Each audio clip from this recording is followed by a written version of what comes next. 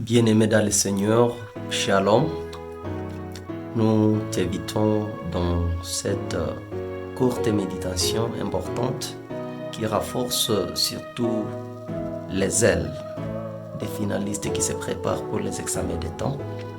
Nous sommes dans une semaine qui se prépare psychologiquement, intellectuellement, spirituellement les finalistes pour affronter la grande guerre des examens des temps. Un sujet que nous voulons partager pendant ces moments, c'est un sujet important qui va nous apprendre à développer un caractère qui va nous rendre vraiment prêts pour affronter ces grands événements. Alors, le sujet que nous voulons exploiter est intitulé « Quand l'heure arrive ». Quand l'heure arrive, la préparation parle. Quand l'heure arrive, la préparation parle. Il faut d'abord vous poser la question. Quels sont les éléments que vous avez développés qui peuvent vous certifier que vous êtes prêt pour ces examens? Être prêt, c'est être comment? Comment on se sent que l'on est prêt? Quand est-ce qu'on va se sentir? Quand on va se sentir d'une manière, de quelle manière on se dira que l'on est prêt? Alors, le sujet que nous voulons parler, quand l'heure arrive, la préparation parle. Dans le mot préparation, c'est là où nous trouvons le terme être prêt. On se prépare pour être prêt. Et quand l'heure va arriver, on va voir si nous étions en train de nous préparer pour être prêt. La préparation va parler. Et cet exposé, c'est un exposé qui éveille notre conscience pour être attentif à tous les gestes, à tout comportement, à toute parole et toute chose que nous allons faire dans cette préparation des examens.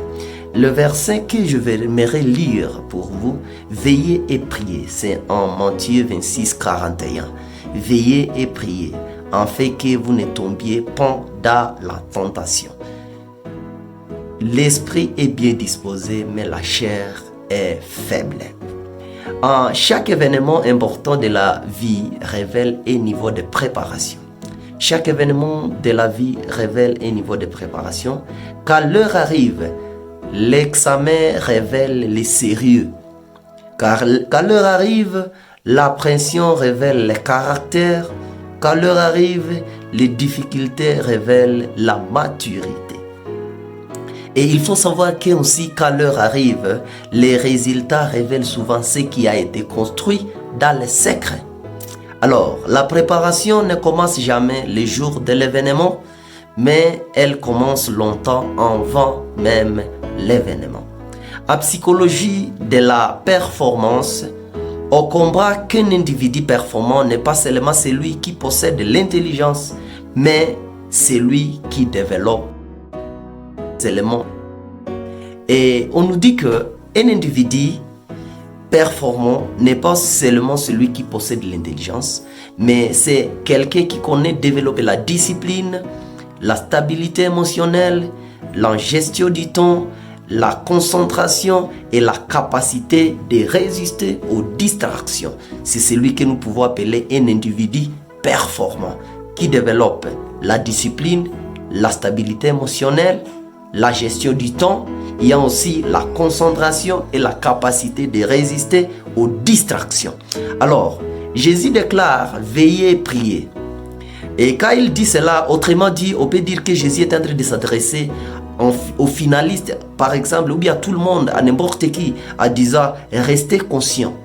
Deuxième élément, il voulait signifier de rester attentif et autre élément, de rester préparé. Ce sont les trois éléments que Jésus a signifié dans ses paroles qu'il a exprimées à Matthieu. Alors, être prêt, quand nous parlons d'être prêt, c'est une construction globale de la personne. Une personne qui est prête, c'est celui qui a construit sa vie en globalité.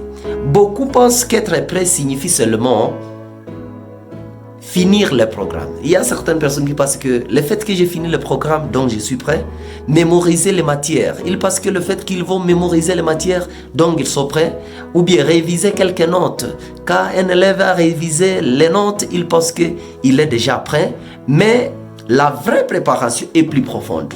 La vraie préparation, être prêt signifie être mentalement stable. Être mentalement stable. Deuxième élément, émotionnellement équilibré. Être émotionnellement équilibré. Troisième élément, être spirituellement concentré. Être spirituellement concentré. Et troisième élément, on peut parler que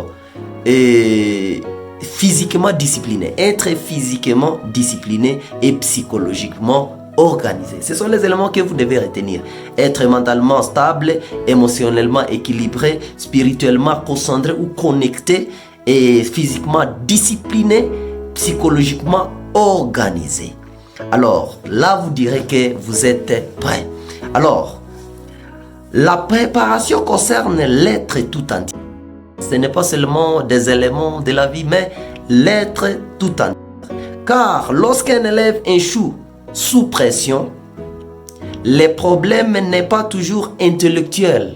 Ce n'est pas à dire qu'un élève a échoué parce qu'il a manqué d'intelligence, mais parfois c'est parce que l'anxiété a dominé. Par exemple, la peur profonde de l'événement. Par exemple, la peur peut bloquer sa mémoire.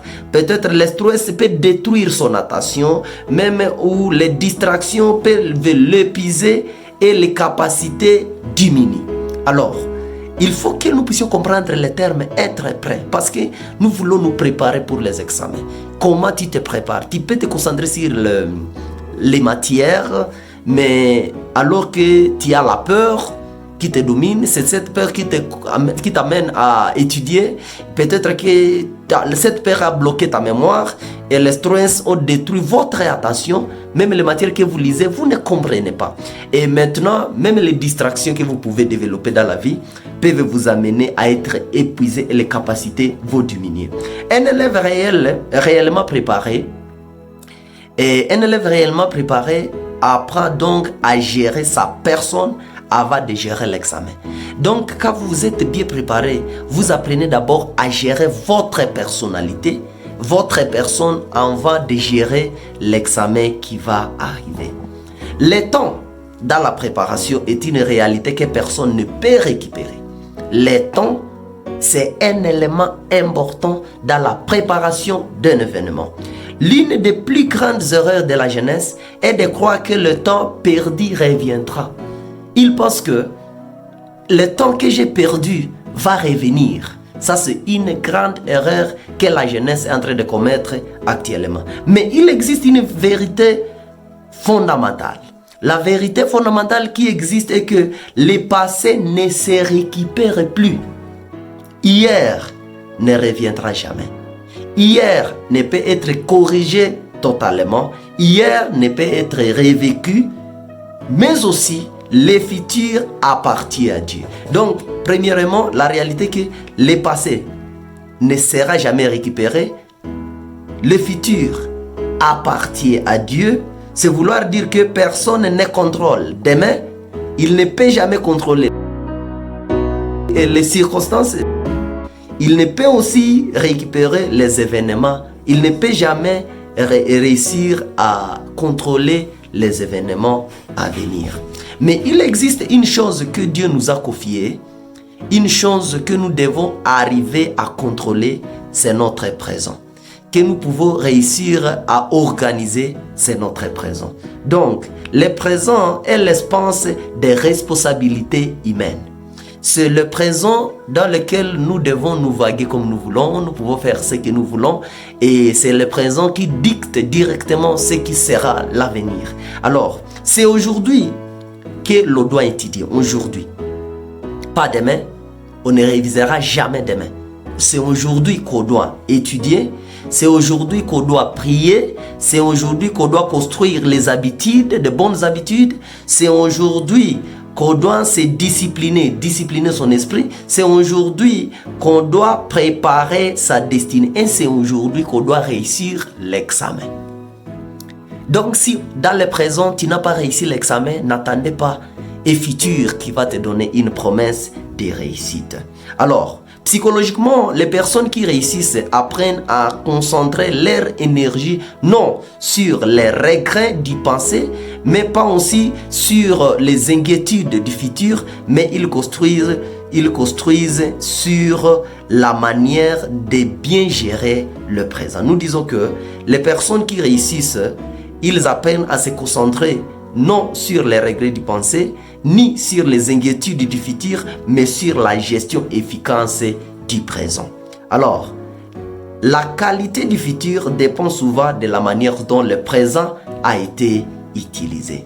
Les dimensions d'une véritable préparation. Les dimensions d'une véritable préparation.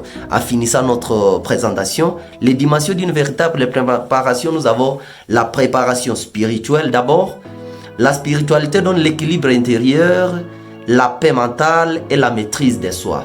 La prière réduit l'agitation émotionnelle, la peur excessive et le découragement. Un élève qui prie développe souvent une meilleure stabilité psychologique face à la pression. Mais aussi, veiller et prier signifie protéger son esprit. Ça va. Quand Jésus a dit veiller, prier, il voulait que nous puissions réussir à protéger notre esprit, surveiller les fréquentations. Il a dit aussi éviter les influences destructrices et garder une conscience claire.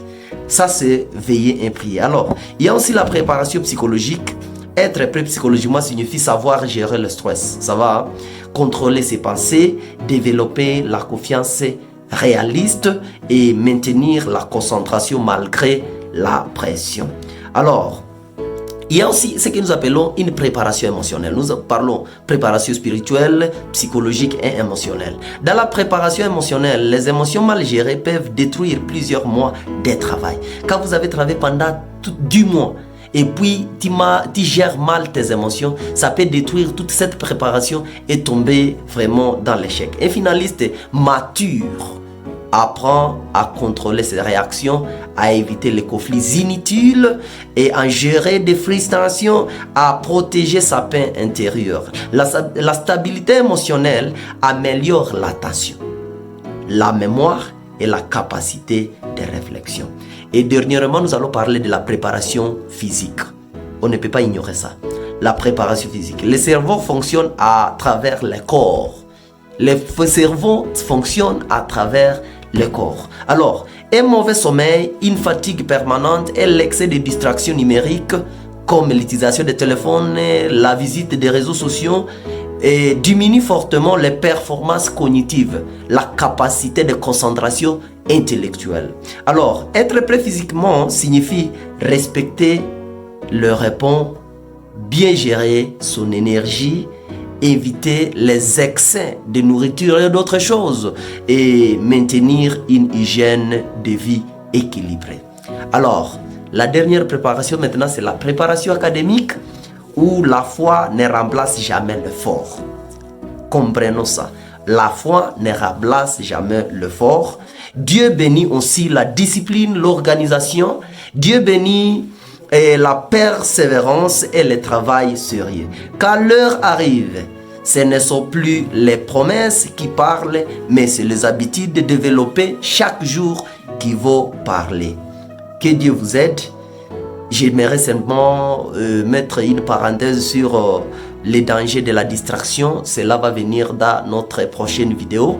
Mais avant de sortir de cette vidéo qui venait de vous bénir, ne manquez pas à vous abonner, à liker et à partager avec les autres si vous n'êtes pas encore notre membre de famille. Mais surtout, évitez les autres à visiter notre chaîne parce qu'il y aura beaucoup de conseils qui vont nous apprendre à nous préparer d'une manière dynamique aux examens de temps et les autres épreuves de la vie. Que Dieu vous bénisse. Au nom de Jésus. Amen.